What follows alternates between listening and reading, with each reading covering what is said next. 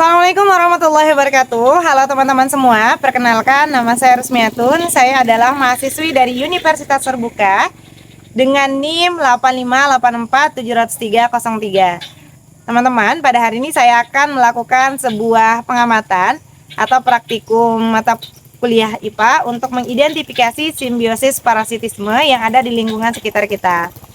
Nah, adapun tujuan dari percobaan ini adalah untuk mengidentifikasi hubungan antara dua makhluk hidup, di mana salah satu pihak itu mendapatkan keuntungan, sedangkan pihak lainnya itu dirugikan. Sebelum kita melakukan pengamatan, maka kita harus menyiapkan bahan yang akan kita butuhkan terlebih dahulu, bahan dan alat yang akan kita perlukan.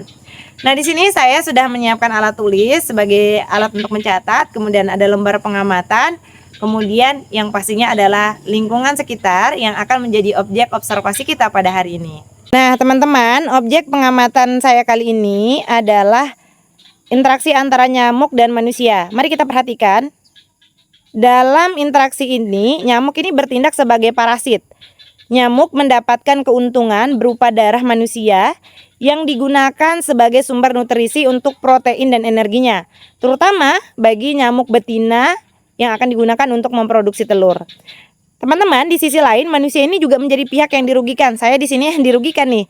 Karena selain kehilangan sedikit darah, saya juga merasakan gatal, iritasi pada kulit, bahkan beresiko tertular penyakit berbahaya seperti demam berdarah atau malaria melalui air liur nyamuk yang masuk ke dalam tubuh saya. Tapi mudahan ini bukan nyamuk demam berdarah ya. Teman-teman, pada hari ini saya akan melakukan pengamatan praktikum IPA mengenai simbiosis komensalisme di lingkungan sekitar saya. Nah, tujuan dari percobaan ini adalah untuk mengidentifikasi hubungan antara dua makhluk hidup di mana salah satu pihak mendapatkan keuntungan, sedangkan pihak lainnya itu tidak dirugikan.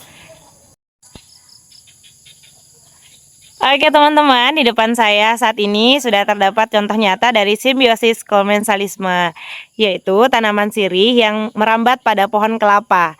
Dapat kita lihat tanaman sirih ini merambat naik untuk mendapatkan posisi yang lebih tinggi agar memperoleh sinar matahari yang cukup untuk proses fotosintesisnya atau fotosintesisnya.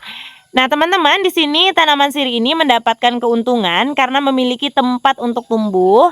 Sementara itu, pohon kelapa juga tidak dirugikan ataupun diuntungkan. Nah, tanaman sirih ini hanya menempel pada kulit batang dan tidak mengambil cadangan makanan dari pohon kelapa tersebut. Oke, baik teman-teman, selanjutnya kita akan mengamati simbiosis mutualisme di lingkungan sekitar saya. Yaitu, hari ini saya akan mengamati hubungan antara kumbang dan bunga. Tujuan dari pengamatan kita ini adalah untuk mengidentifikasi hubungan saling menguntungkan antara dua makhluk hidup, yaitu kumbang dan juga bunga. Oke, bisa kita lihat ya, di sini ada kumbang yang sedang hinggap di atas bunga.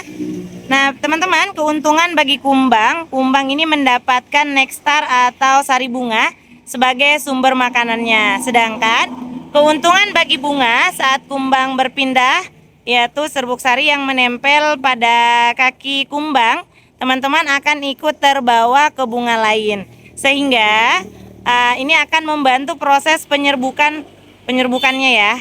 Nah teman-teman, hubungan ini menunjukkan bahwa kedua pihak ini sama-sama diuntungkan.